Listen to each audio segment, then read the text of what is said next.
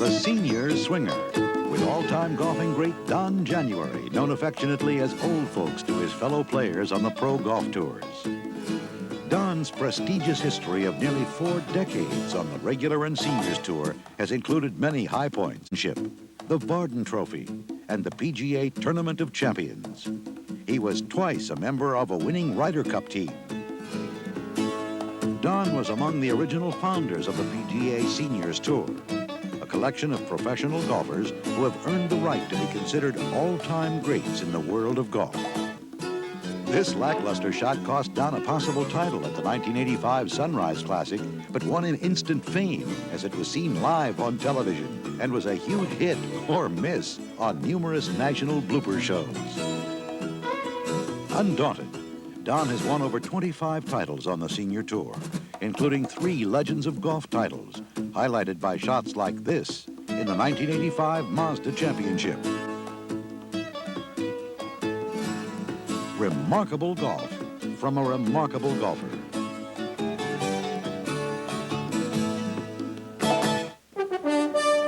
My purpose in doing this tape, firstly, is to improve your enjoyment of the game of golf.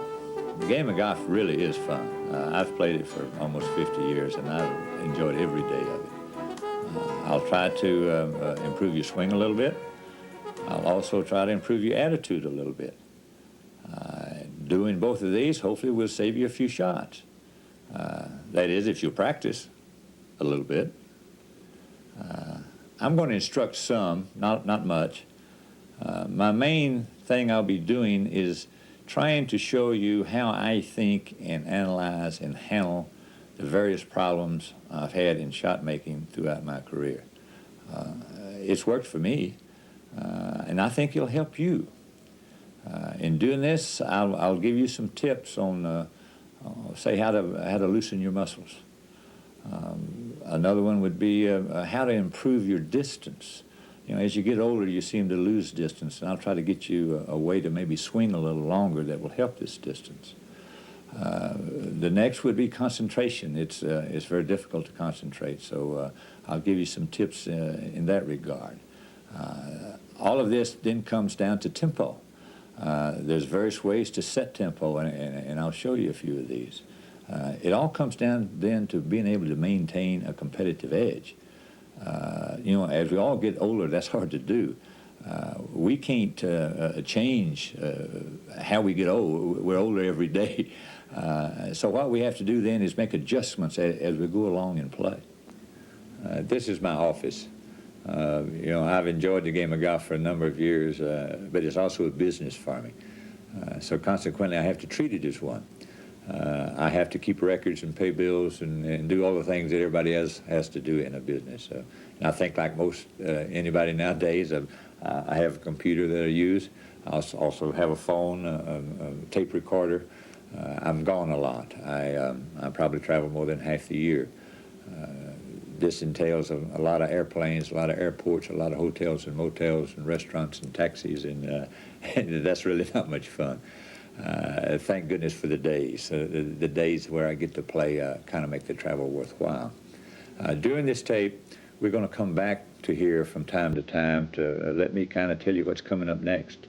And I really hope you enjoy the tape.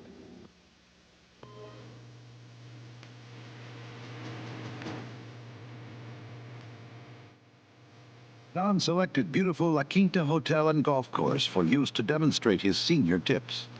This desert resort is nestled against the mountains near Palm Springs, California. It's a wonderful test of golf and a scenic delight.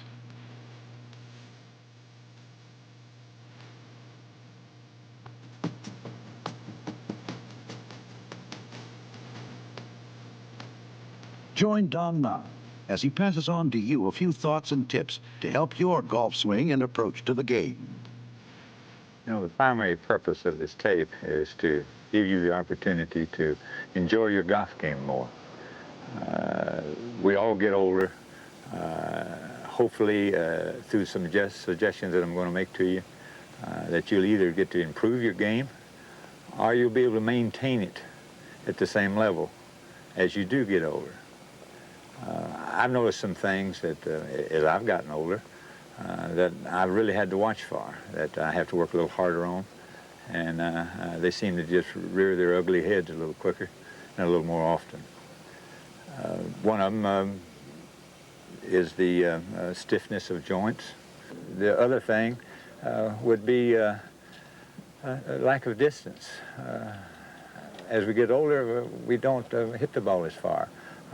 I think I can help you there, and that's related to the length of swing, and I'll show you how to swing a little longer. The third thing would be concentration. Golly, it was hard enough to concentrate when I was young, and it's really difficult as you get older. And in the game of golf, it's really nothing but mental management of your mind out on the golf course. The fourth thing, tempo, which I think is the most important of all of them. It seems to be directly related to concentration. If you can't concentrate properly, your tempo's not going to be right, and if your tempo's not good, well, your golf game can't be good.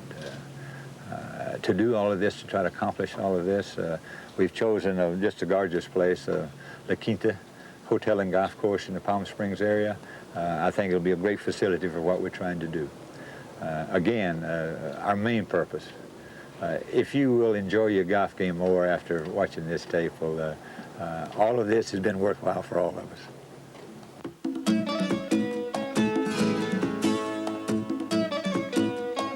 Don's first tip may be the most important: loosening up.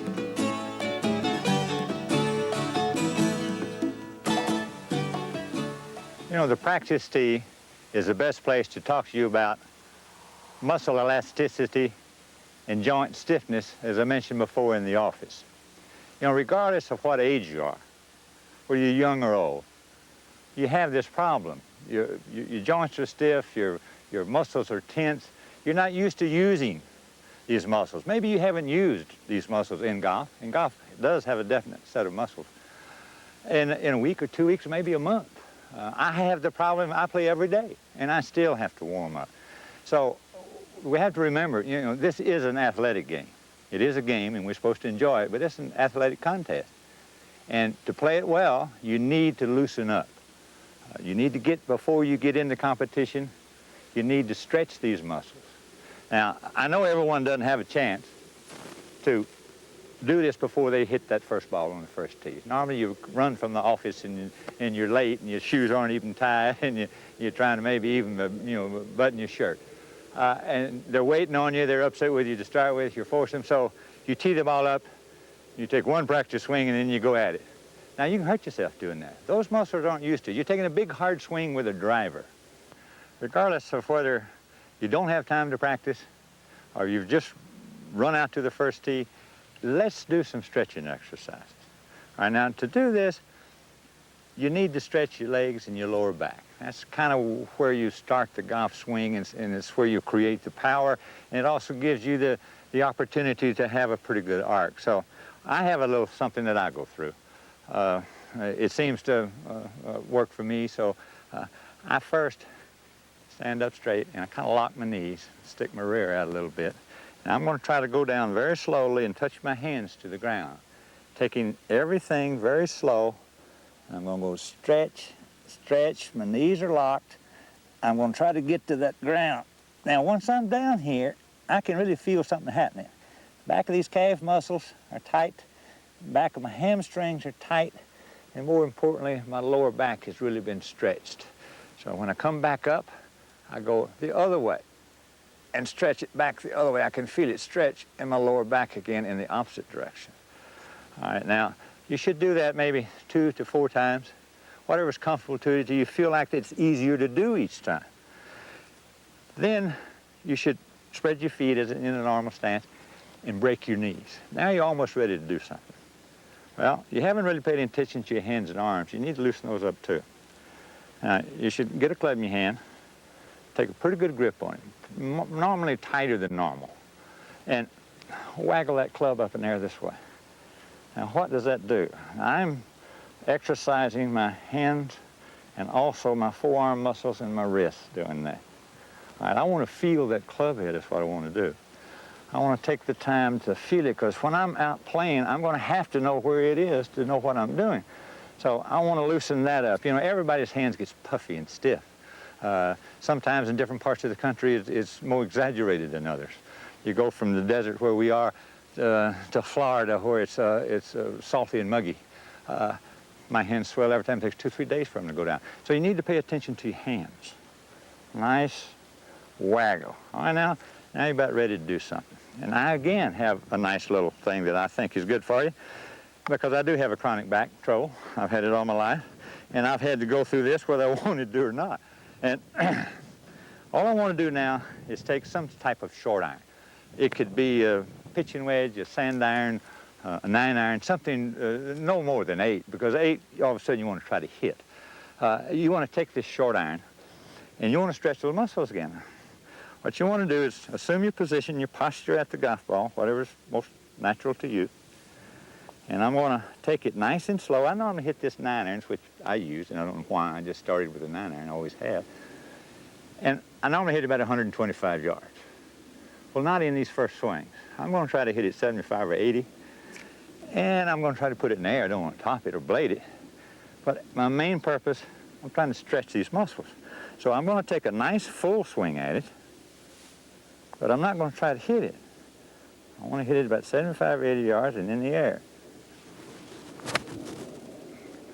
All I'm doing is stretching. I really don't care where that ball goes. I'm trying to stretch muscles now. I'll worry about that ball in a minute, but then not right now. So I'm just going to take my time, do everything nice and slow. It may take longer to get there, but you're going to get there every time. So nice and slow. I'm not going to take any hit.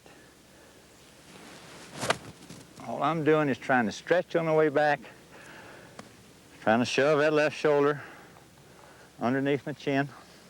Be sure I complete my backswing. Be sure I take a full swing. And then I'm going to go ahead and try not to hit it. Just move forward with the lower body and let the hands follow. Now I'm starting to get a little bit loose. So now I have found through the years, and boy, there's been enough of them, I found through the years that this is a perfect place for me to do something that's probably one of the most important things in your game of golf. And I'm going to set my tempo right now for the whole day. And how you do that? Well, it's that first 6 inches off the golf ball. That's got to be very slow and deliberate, and it will determine how fast in you can come down. Well, I'm going to go nice and slow on the way back. I'm still not going to hit it, although I've jumped that distance up probably to 100 to 110 yards, because I'm getting a little more conscious now of where that ball needs to go. But when I get a chance to set the tempo right here, I've got a chance then to play at the same level all day long. Whether that be good or bad, hopefully it'll be good. But this is something I can't do on the first tee. And I don't have any time, and I hadn't hit any golf balls. My tempo's going to be fast. 2 reasons. First of all, I didn't get to do this, didn't get to go through my routine. And secondly, I was in a rush to get to the golf course. That makes everything inside go fast. Everything inside goes fast, everything outside goes fast. Some people ask me, well, my God, how can you walk so slow? I think Blackie shared one time, a writer for the Dallas Morning News,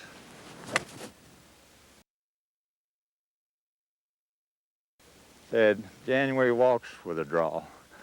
Well, I wasn't born that way. It's all acquired. I learned at an early age in my golf that for me to play to the level that I wanted to play, I had to walk slow, because walking slow makes me swing slow. So with that background, I've got to do this little routine. I've got to take that club off the ball as slow as possible, here practicing while I'm loosening up, because I know when I get on that golf course, it's going to get faster. There is no way in the world. It is going to get faster.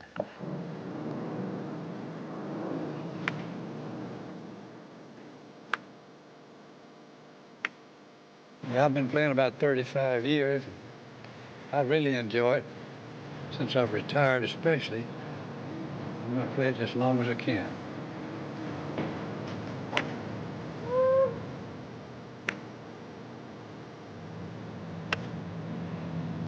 I've been playing golf for about 14 years. I enjoy the game, I love the game, and I hope I'll be playing 14 more years.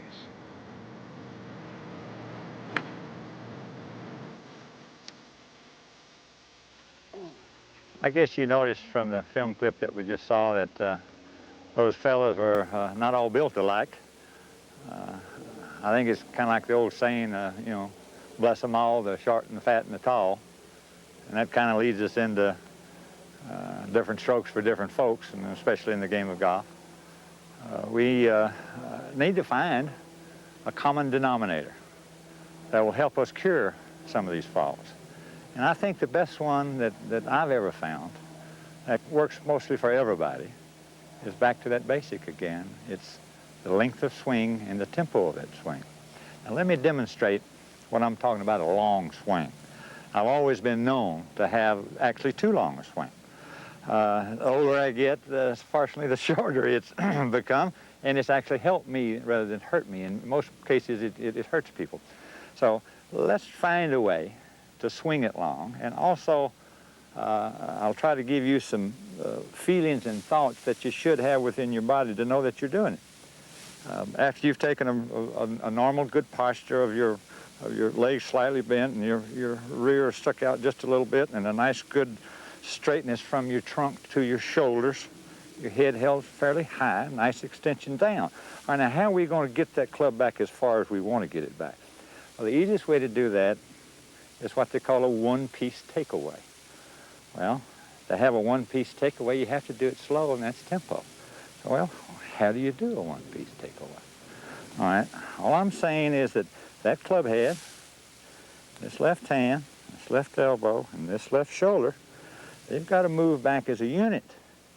And you notice when I do that, it pulls my weight off my left side to my right side. So all I'm doing then is taking this shoulder and using the big muscle that comes down off the shoulder down your upper arm. And I'm going to take that muscle and I'm going to push it straight back off that ball in a straight line in one movement with no hitches in it. None of this, none of that. Club head, left hand, left shoulder, all going back at the same time with the feeling, or the key as we say on tour, the key is make that big muscle in that left shoulder move that club back at one time. Here we go. Notice the weight shift. Unconsciously the weight comes back.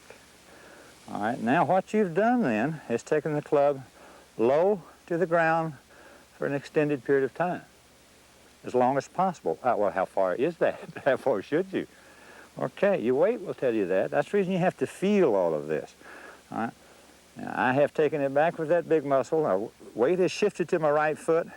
I can feel it kind of wanting to get on the outside of the right foot. Well, that's wrong.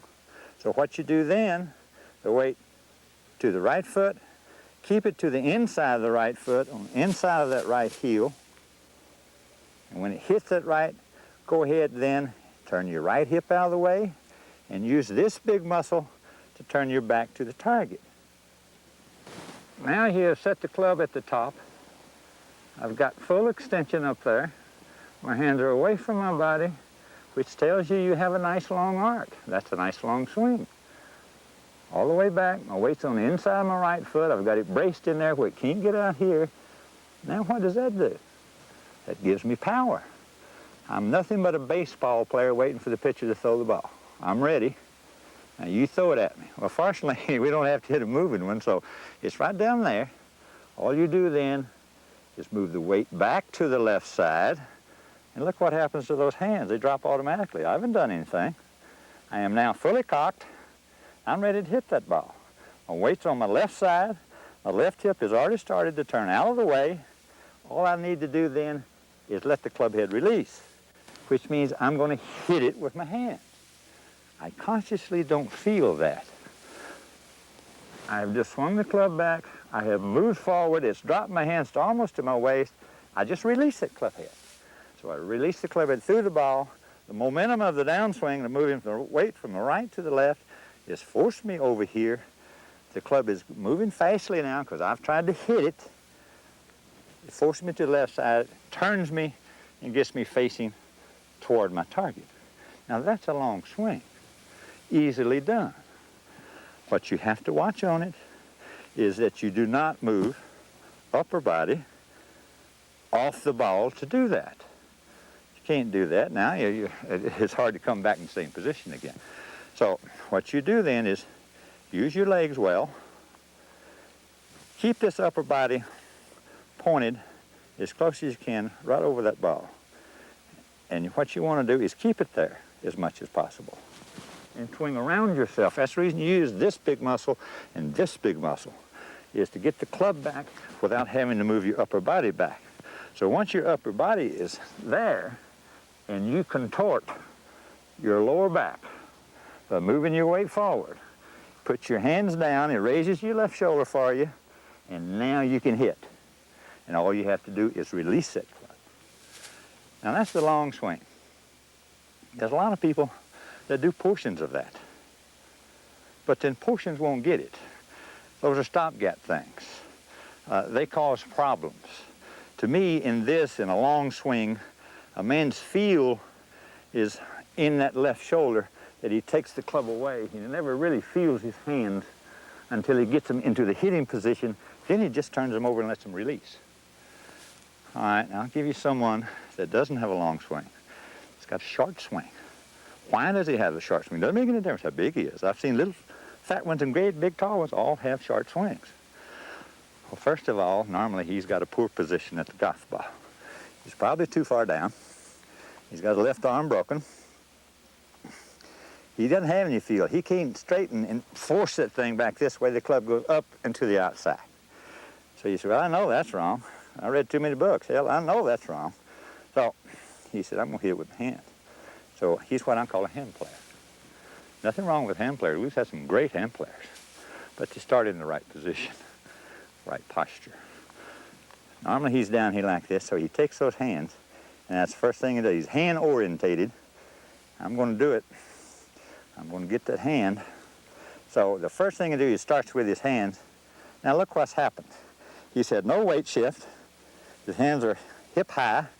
The club's already pointing straight in the air. Now where's he going to go from there? Well, the book says turn, so he turned.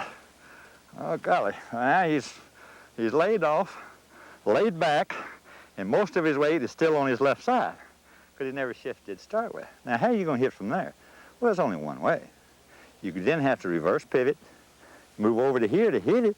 If you stayed here and went forward and hit it, you couldn't. You'd hit it way out here.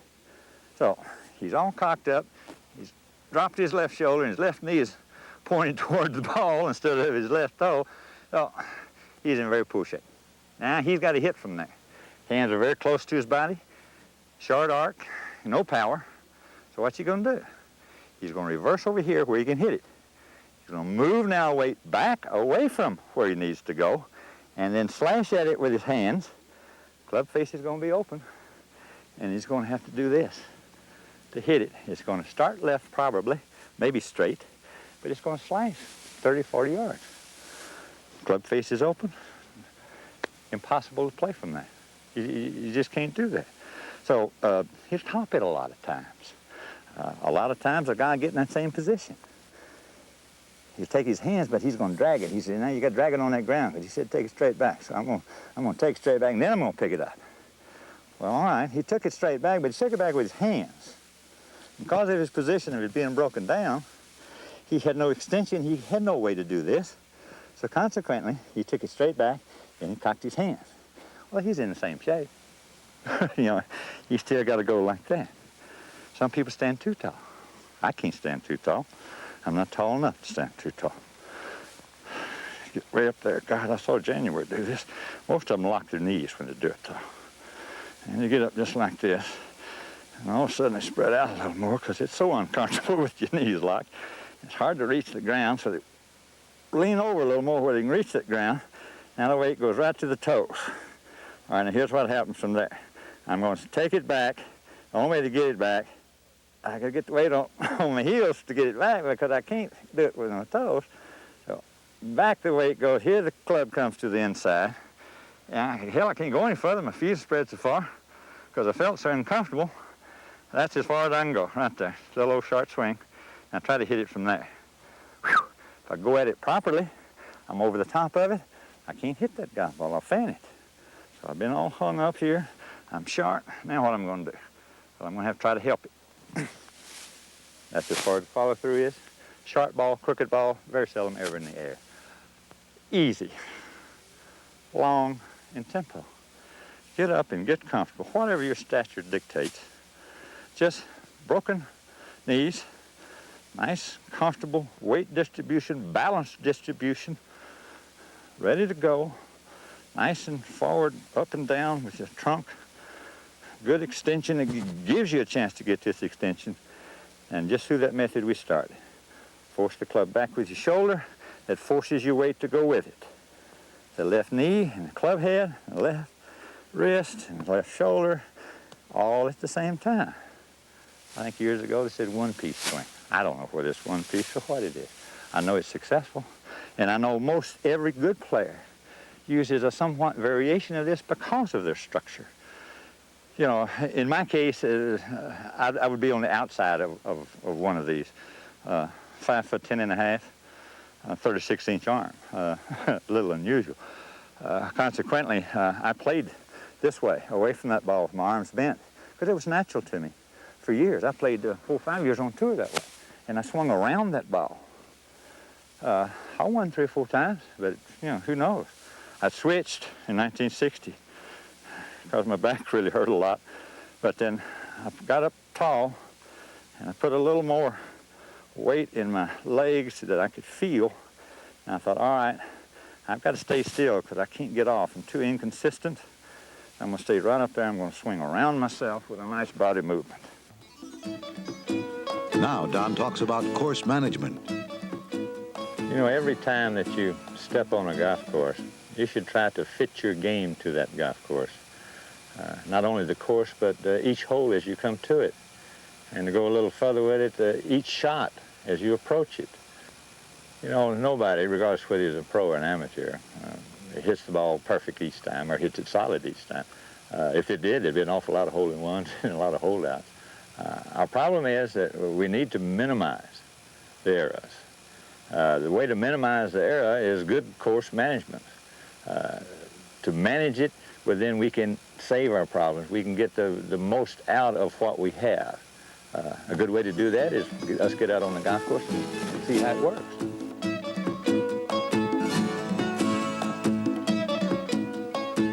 This is a par 4 playing lesson. This is an average par 4. And you'll notice on the left there, the water's a little short, not really in play. The big problem here is that sand trap down the left-hand side. So to use proper course management, we need to stay out of that sand trap. The fairway's wide enough. There's a little bit of trouble to the right, but not much. So our problem is, let's put that ball in that fairway. And our analyzation or answer is, what do I put it in there with, a free wood or a driver? And then we need to rely upon our expertise plus what we've practiced to get that accomplished.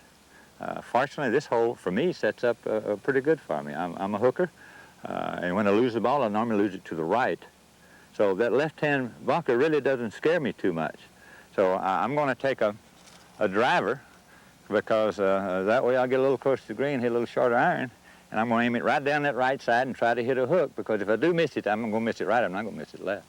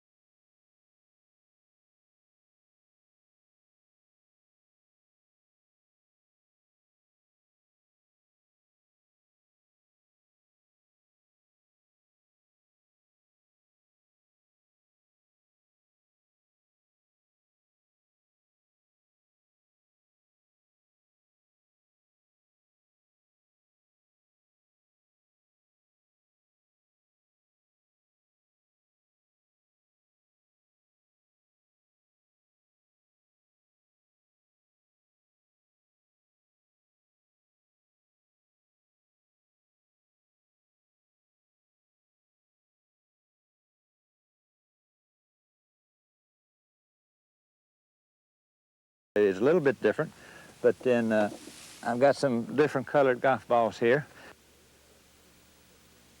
And let me get my club and see if I can hit each of those 3 shots for you. Now this first one, I'm going to pick to try to shoot it right at that hole and hit it as close to it as I can. So I'm going to gamble a little bit that I might leave that ball short and have it come back down in that bunker. But I'm going to try to put it right on it. Nice and slow, right at it. Well, I pulled it a little, and it was a little long. So all right, now with this orange ball, I'm going to try to play that safer shot. I'm going to try to aim a little further to the right and hit a nice draw in there. And if I don't get it hooked enough, well, then I've still left it in that right fringe. Well, that's almost it. Yeah, it stayed just a hair short, but I had the wide side of the green I was shooting at, so the ball's all right. I should be able to make par. Now this yellow one, since I hit that first one on past that hole as the safety shot, I'm going to try to hit this one right at it and see what happens. Maybe I won't hit it quite as hard this time. I'm going to hit it right at it and close. And that's going right on top of it, and it's right at it. So that should be the birdie ball.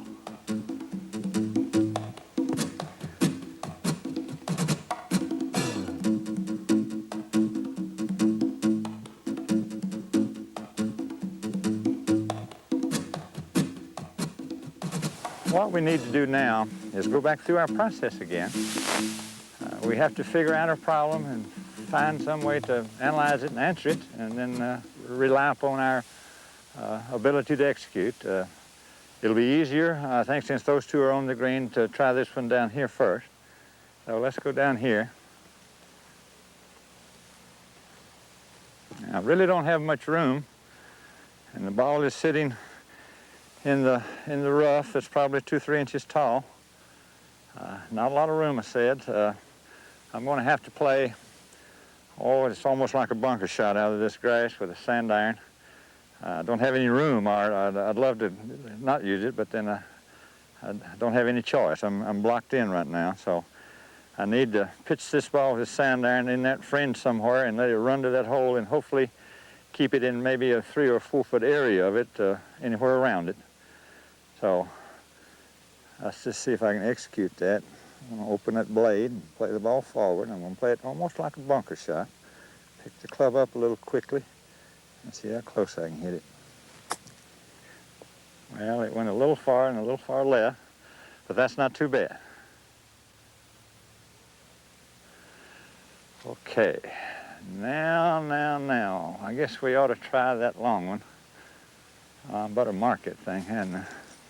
Better mark 2 of them, because nothing's almost in my line. Yeah, golly, that's a quarter. Some foursomes I play in, I have to mark them with pennies. I can't trust these people. Let me go over here and get my putter. And I'll leave those balls right there. All right, now we've got another problem. Another ball, another situation. We've hit it too far. We're in the back, we have this roll to go down. Important thing here is the speed of the ball when it gets over that hill. It's got to be at the right speed to stay around that hole somewhere. If it's too slow, it's going to be way short. And if it goes over the hill too quickly, it's going to be too far. So I need to figure out the speed of that thing. Okay, that's the problem. Now, to analyze it, we've done it. To answer it, since that's going to be downhill and it looks like down grain, I need to just kind of sneak it over the top of that hill and let it run right down there. Now I've got to rely upon the practice that I've had on the putting green. I want to hit it mainly solid and mainly the right speed.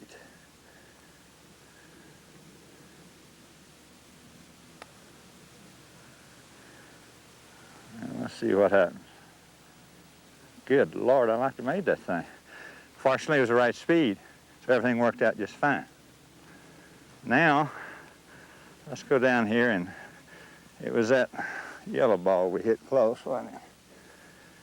I need to mark it, put it back, get rid of this little old white thing down here. That's a gimme, man.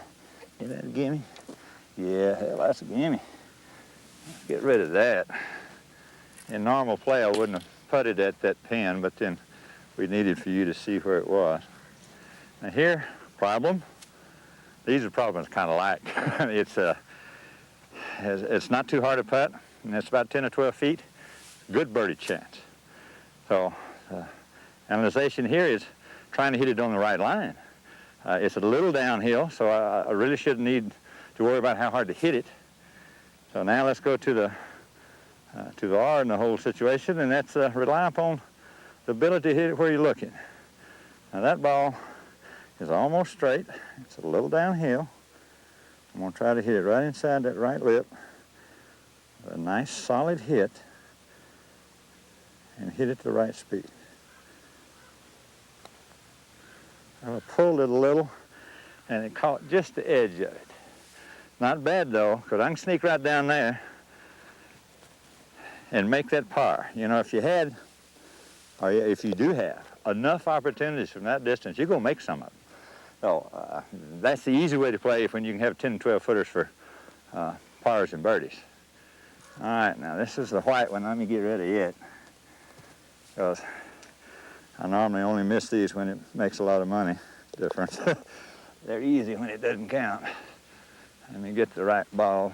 Go by the rules and say you got to finish the hole with the ball you started with, or one like it. All right, now, since I was in the fringe, I've put myself in about a 5-foot range here.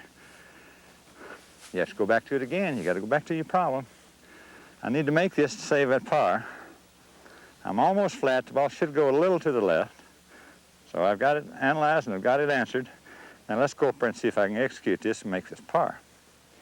Now right inside that right lip. And go ahead and hit that putt solid and hit it the right speed.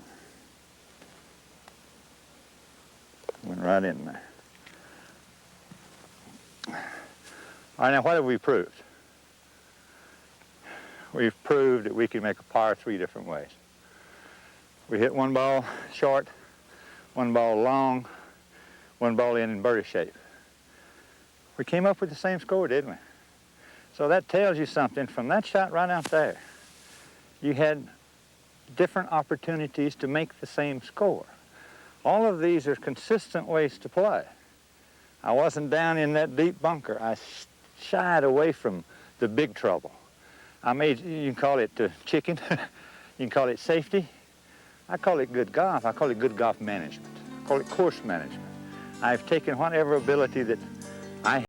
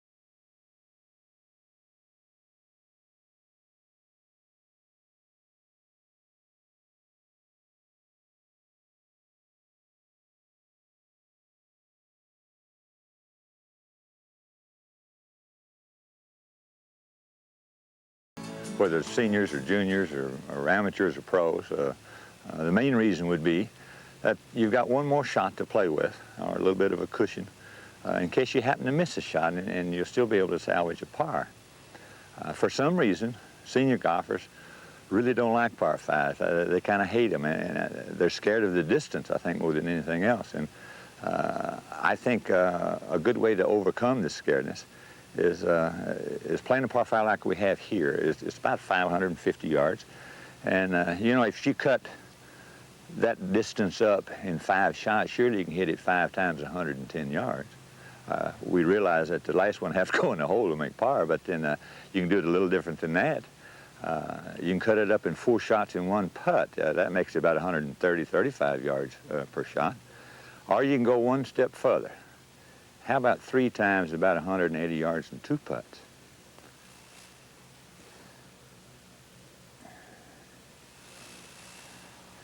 As you can see, I've got 3 colored balls again on this hole.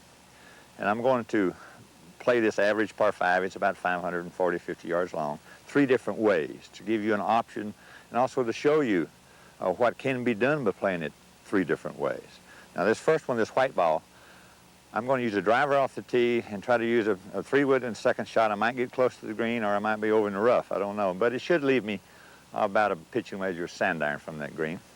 Now that orange ball, I'm going to use a 3-wood off the tee and either a 3 or 4-wood, maybe even a 3-iron second shot, and go ahead and lay up. Since I started laying up off the tee, I should lay up again and probably hit an 8 or 9 iron to that green. Then I'm going to take the yellow ball. I'm going to go off the tee with a 3-iron. I want to hit a 3-iron again, because again, if you're going to lay up, let's lay up all the way. And let's see what that will leave me, that yellow ball, how far from that green. And then it should be probably maybe another 3-iron. It might be as little as a 6 or 7 iron. So let's just see what each one of them produce. Now I've still got this problem that we talked about. I've got to figure out what it is. It's a par 5. I've got a mountain to the left with a bunker right up under it. So if I'm going to miss it, I want to miss it right. Again, fortunately, this hole kind of sets up good for me because I'm a hooker. So I'm going to aim that ball right down that right side, kind of at that other bunker way down there that I can't get to.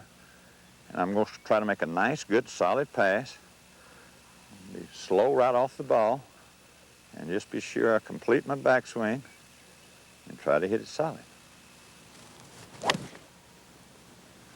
Well, I hit it a little in the neck. I got a little gun shy of that mountain. But it ended up in the right side of the fairway and should be in good shape. Now, let's take that 3-wood and take this orange ball and tee it up. Notice I teed that a little bit lower because I've got a little more loft, so I don't need to tee it that high. Problem again now with the 3-wood, that left bunker really could be in play. I don't think I can carry that bunker with this 3-wood, so I've got to shy a little more to the right than normal and try to hit a nice little draw in there. I'm not going to swing as hard with this 3-wood as I would a driver. A lot of times when you tee it up with a 3-wood, you try to swing as hard as you do with a driver. And you might as well have a driver in your hand then. So let's just take it nice and easy. And that's pretty good right there. It almost looked like it was going to hook. And it's in the right center of the fairway and should be about 15 or 20 yards short of that drive. All right, now I've got this 3-iron. I'm going to tee up this yellow ball. I've still got this problem. I don't think I can reach that bunker with the 3-iron. So my hitting area is broader. So I'm going to aim it almost down the middle of that fairway. And again, I'm just going to hit it just as far as a 3-iron. I'm not going to try to hit it as far as a driver.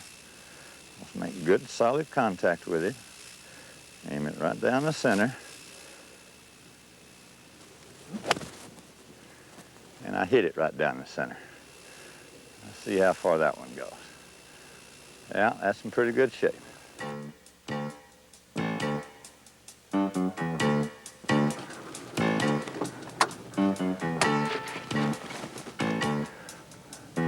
So now this is the yellow ball that we hit the 3-iron with. And we're going to hit another 3-iron. And it's got that a little piece of that mountain coming out. I really don't think it's in play, but you know, when you started laying up, like I said on the tee, let's go ahead and lay up again. So I'm going to shy from that mountain a little bit. I'm going to hit it right down the middle of that fairway with this 3-iron. Okay, nice and smooth and slow.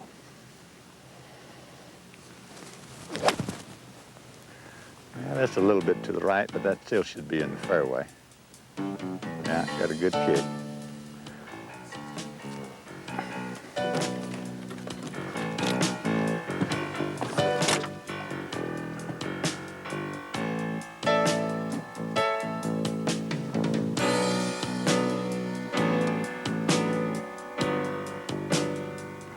3-wood ended up about right, kind of in the middle of the fairway. It's sitting a little tight. And you know, we decided to lay up off the tee, so let's lay up again. So rather than another 3-wood, I'm going to take a 4-wood and try to get a little bit closer to that green, where maybe I can get an 8 or 9 iron to it. And I'm not really gambling because I should still be able to hit this ball in the fairway if I hit any kind of a decent shot at all. I'm going to aim it right down the middle because it dog legs a little bit to the left. Take it nice and slow and just try to meet it good and solid. Well, I pulled it. But fortunately, that ball's long enough, it's going to be all right. It's going to be probably in the left side of the fairway, maybe in the edge of the left rough.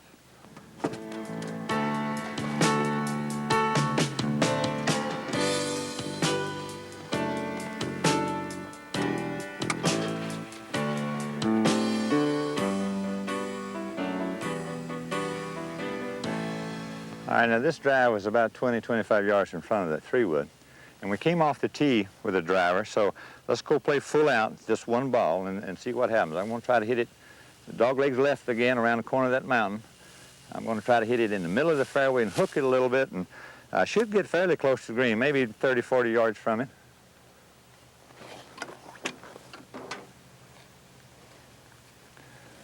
Oh, there again, I'm going to aim it just to the right, kind of in the middle of the fairway since it dog legs left. I'll try to hit it nice and solid and not swing real hard, just hit it as far as I can hit a 3-wood. Well, that's going right straight down the middle of the fairway, over the corner of the mountain. And that ball looks like it's right up under the green. Maybe in the rough, but it's right up under the green.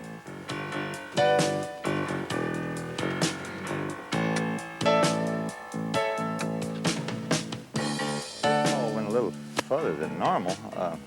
Came down that hill, must have hit hard and rolled quite a bit, because I'm only about a 7 iron from that green. But in your case, you couldn't be but a 4 or 5 iron. So our theory of layup is working out. I've got a good shot at that green, and I should be able to put it on that green with this 7 iron and have some kind of maybe even a good birdie putt. So it never hurts to be a little conservative sometimes. Put it right in the center of that green and try to hit it pin high, nice and solid. And it's going right at the center. And it should be in there about 20 or 25 feet. So it worked out pretty good. We're going to have some kind of a birdie shot.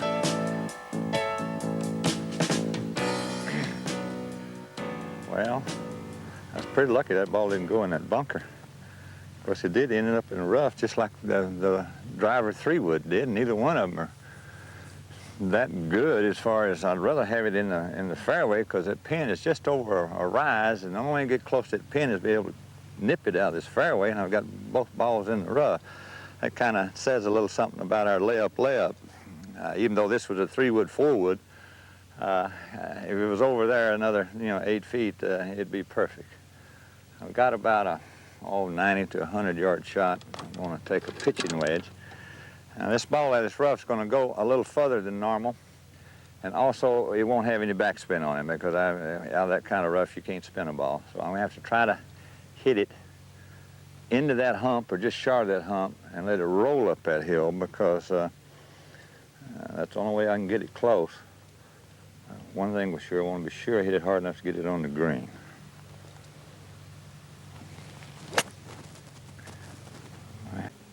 Well, I didn't hit it hard enough, and it did some running, and that's going to probably be the longest putt of all 3 of them.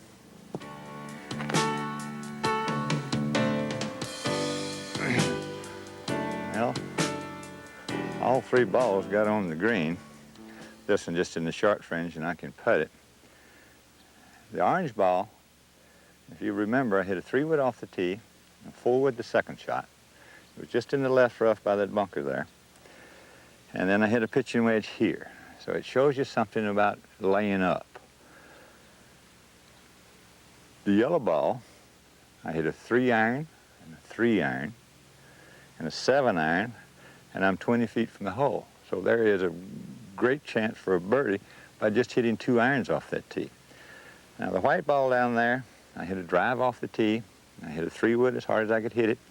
It ended up in the right rough. I had really a fairly decent shot up there, but because it was in the rough, I didn't want the ball over the green, and it was a little safety, and I left it short. That's the longest putt of all 3 of them. So let's go down and see what we can do with our putting.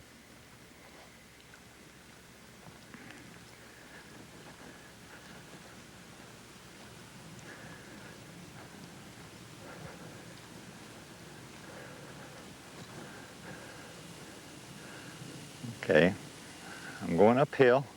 It's going to be slower than normal, and it looked like it might be even a little against the grain. On this putt, the main thing you want to do is try to hit it the right speed. You're not too concerned with the directions because you're not going to make many of these anyway. It looked like it's almost straight. I just want to be sure I hit it good and solid and hit it hard enough to get all the way up there to that hole. Nice and solid.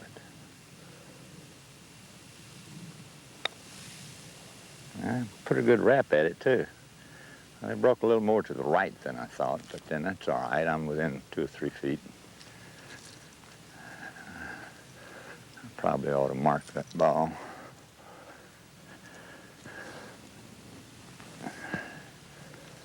Now this putt is next. It's the yellow ball, and that's the one we went 3 iron, 3 iron, 7 iron.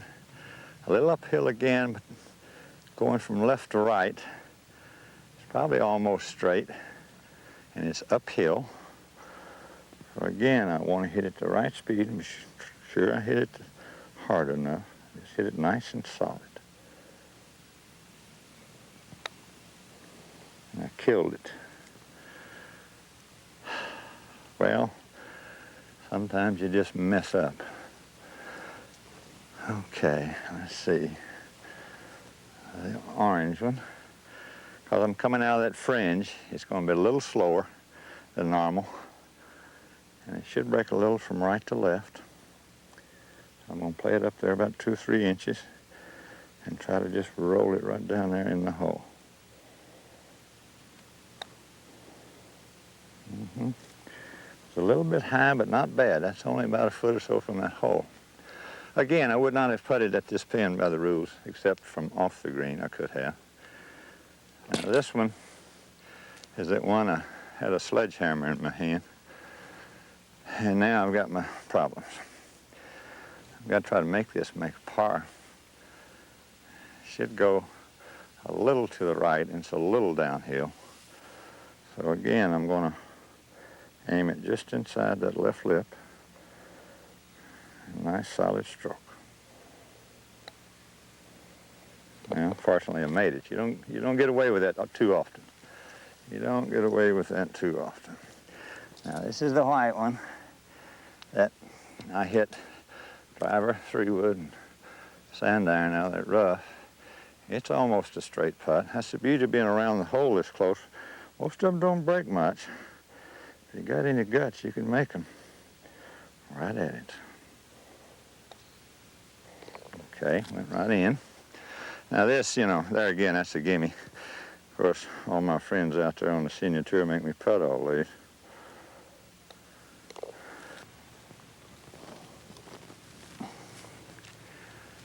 You know, that just shows that there's 3 different ways to make par on a par 5. 3 different balls. You remember the white one we hit driver, 3-wood, tried to reach the green in 2, hit it in the rough, right below the green.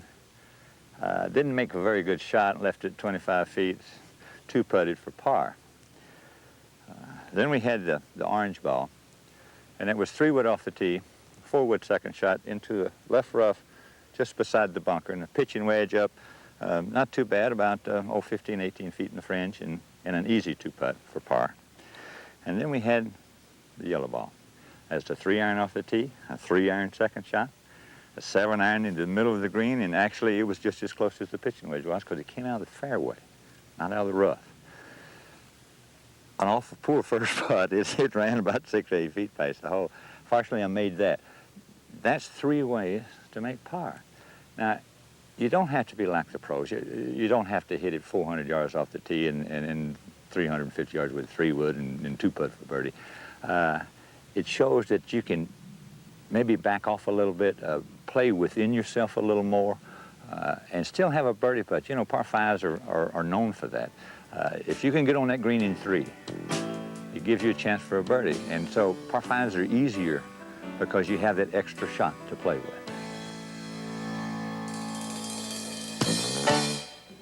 So there was a par 5 and some different approaches to the problem for you. Now let's talk about golf clubs. You know, I played, and I think wrongly, almost 19 years with one set of irons, and there was a lot of innovations changed during that time that I did not take advantage of. Once I did change, I think that I improved my game immensely just by changing my clubs. Let me give you some examples here. Now there's 3 different clubs here that are new. The first one is a normal flange. It's a little rounded and it's kind of narrow, and the weight is kind of equally distributed in the head. Right next to it is kind of a new innovation. It's called a radial club, where the sole is much thicker and all the weight is more into the bottom and the center of the club. This does 2 things for you. First, it forces the ball in the air better, and secondly, that wide flange helps that club come out of the ground. A lot of us beat on it too much, and we need a little help getting that club out of the ground. The next one, and this is more new, is this club here. It's called a hollow back club. It has a nice big wide flange. Again, it's going to help you get that club out of that ground. But the weight is equally distributed on the outside, and it's hollow on the inside. There again, that opens up your sweet spot. In other words, you can hit the ball further on the toe and further into the neck and still have it go the same distance off 3 different kinds of swings. So all of these are great helpers for your game. So don't be scared to try something new. I think I'm a prime example of that. I wish I had tried.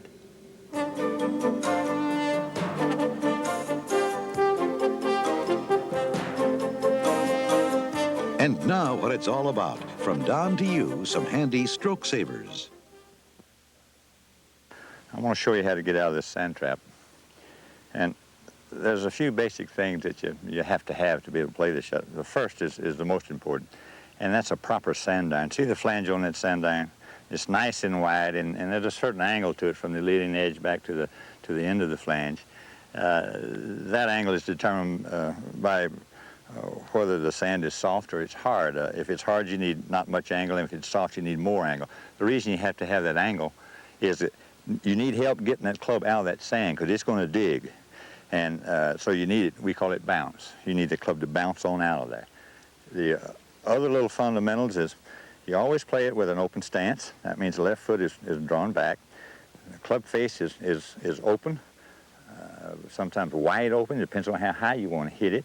You're aiming a little left of your target because you're going to pick the club up and come across the line and leave that face open and let the club get that ball out of the sand. You're not going to get it out of the sand. So in that respect, I'm going to hit a couple here. I've got an open stance. I dig my feet in. Good little tip when you're digging your feet in. That's an easy way to test that sand. You're not doing anything illegal. Another good thing a good sand player does, he's a good judge of sand. He said, all right, I dug in, and I noticed that was a little wet and a little compact, so I don't need to hit it as hard because the club's going to bounce quicker out of that kind of sand. So my hands are in front, the ball's in front, I've got it aimed left. I'm going to pick the club straight up quickly as possible and come right down across it. Now, I'm not going to swing very hard. This is compact sand, and I don't need to swing very hard.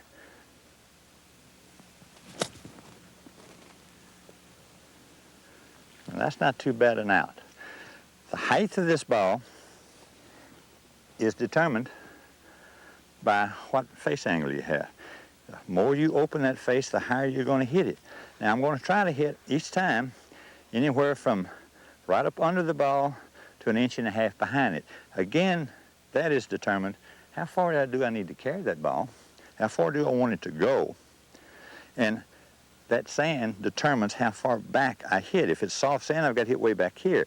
If it's hard sand, I can cheat a little bit and get a little closer to the ball and control it a little easier. You hit a little behind that one, and that ball still got on the green, and a makeable putt. So don't be scared of the sand trap.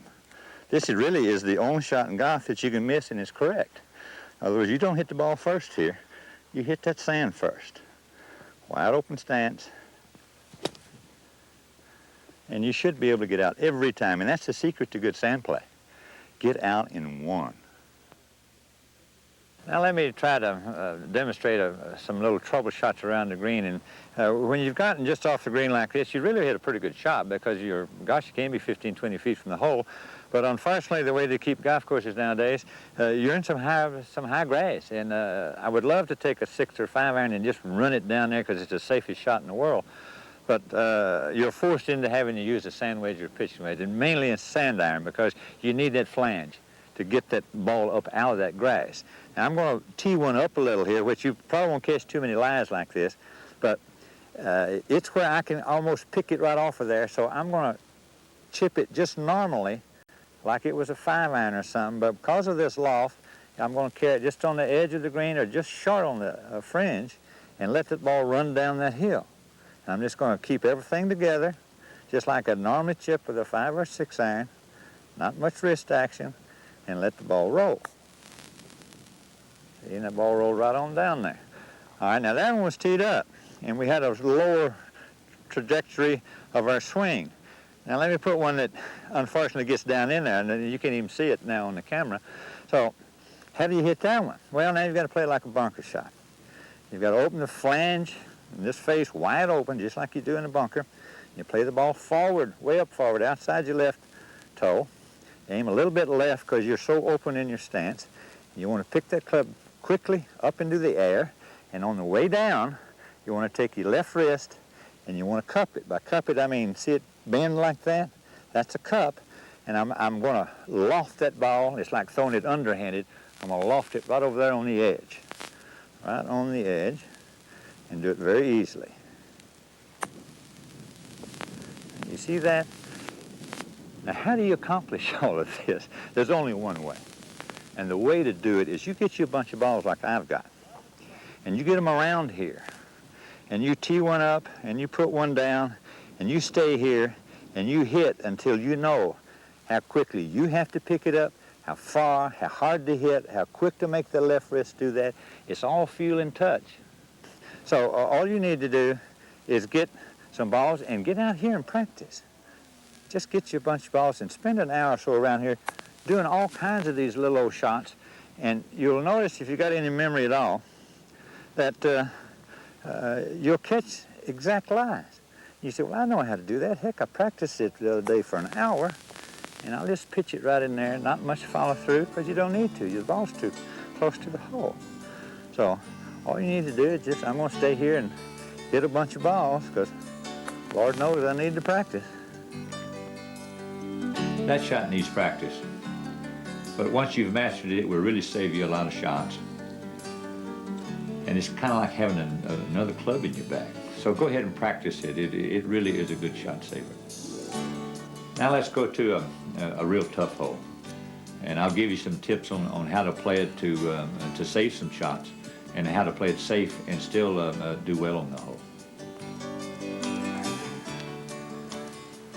Now this is what I'm going to call a stroke saver. This is a real good par 3, water in front and all the way down the left side, and there's only one main thing you want to not do, and that's put the ball in water. Why penalize yourself one shot when there's that much room right of the green and short of the green? There's a couple of bunkers over there, but that bunker is better than hitting it into the water. And there's two schools of thought of how to do this. If you're a slicer or a cutter, and that's what you do 95% of the time, is work the ball from left to right, you should aim the ball to the left of that pin, since it's on the right side of the green, and go ahead and let that ball cut and be sure it cuts. That way you've kept the ball out of the water for sure. If you're a hooker and cannot cut the ball, in other words, everything you hit hooks, well then you've got to aim this shot at that right bunker and go ahead and let it hook. If it doesn't hook, you're just in the bunker. If it hooks normal, you're in the right fringe. If it hooks a lot, you should be in the middle of the green. If it hooks too much, well then you can put it in the water. And that's what I don't like about a hook on this hole. So I'm going to try to hit each of these for you. I'm going to hit the cut shot first.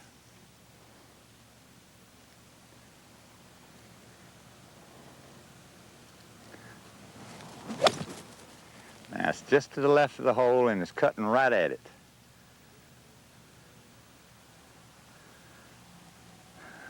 That wasn't too shabby.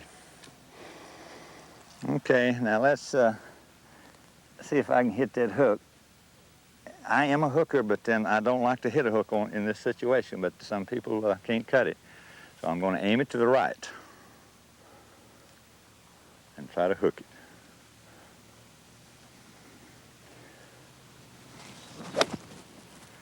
And it's hooking right at the hole. Because it was a hook, it went right past it, and it's a little further than the other one. So either one of those are acceptable as a stroke saver.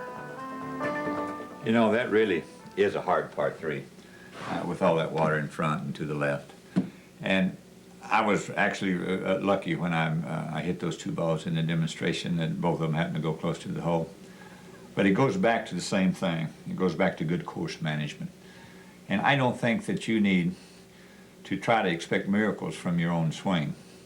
Now, how many times are you going to hit on a 205-yard par 3 a ball that close to the hole? Not many. But what you're looking for is to have a putt at a par, or make a par, or just make a bogey. And you can't make those 2 scores out of the water. Most high handicappers create their high handicap on a hole like this. They make 7s and 8s and 9s. And if you'll play it your way, regardless of whether you hook it or you slice it, either one, but analyze your problem, execute it properly, and go ahead and hit that ball at the place where you should hit it.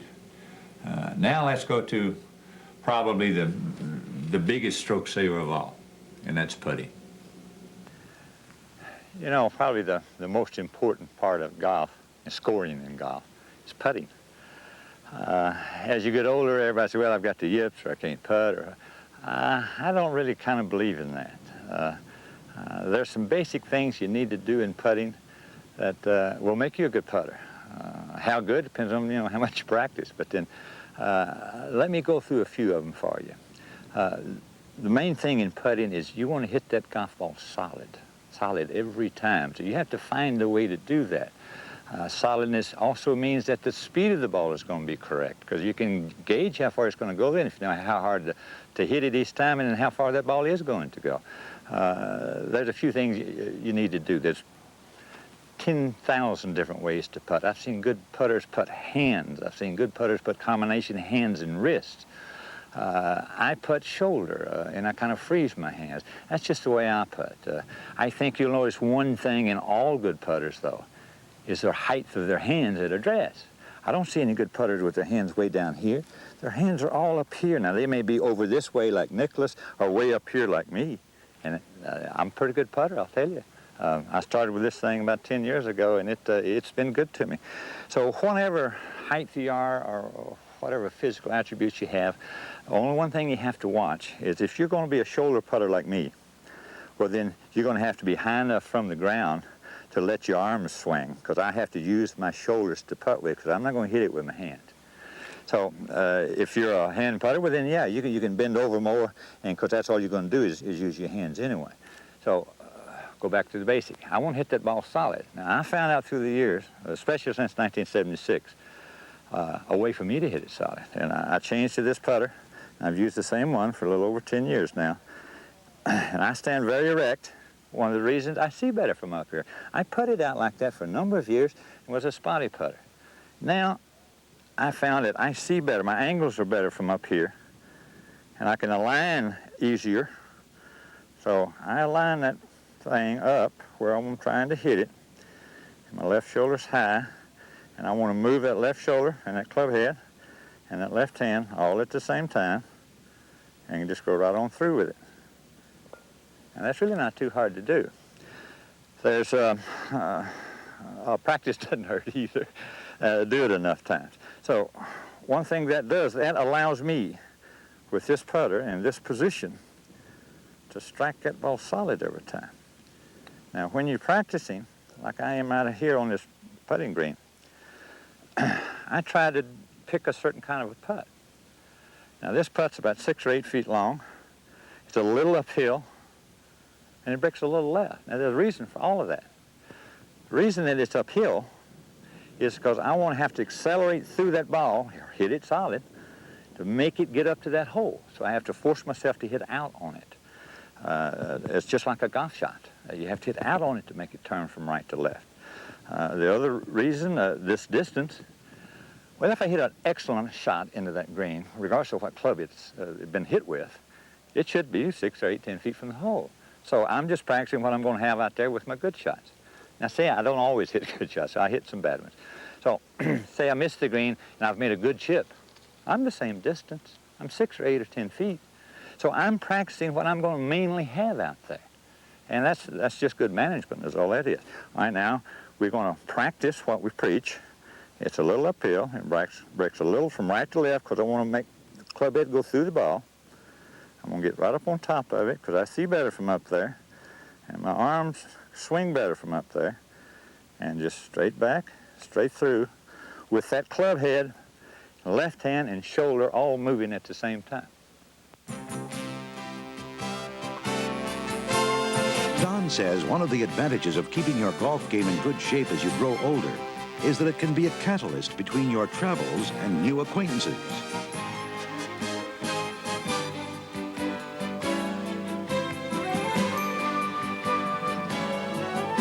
Almost any place in the world, beautiful resort golf courses are waiting for you to enjoy.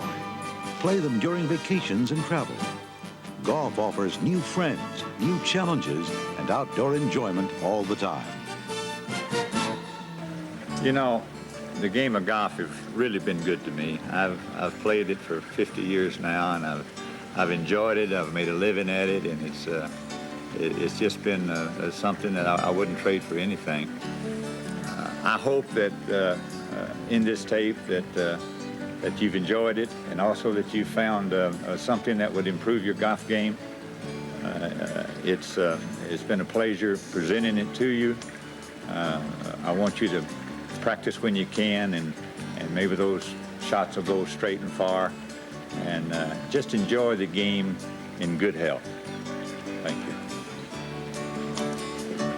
Let me see that guy.